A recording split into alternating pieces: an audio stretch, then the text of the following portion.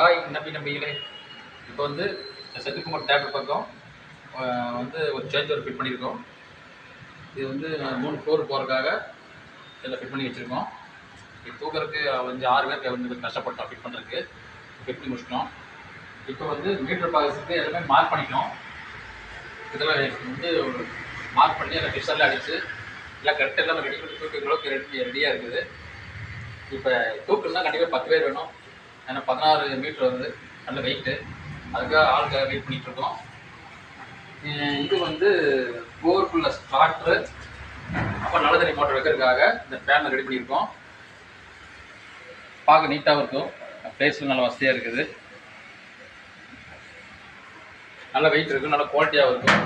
இதை வந்து நம்ம ஃப்ரெண்டு தான் ஏபி பேனல் அவங்க சொல்லி செஞ்சுருக்கோம். நல்ல குவாலிட்டியாக இருக்கும், ரீசனபுளாகவும் இருக்கும் ரேட்லாம்.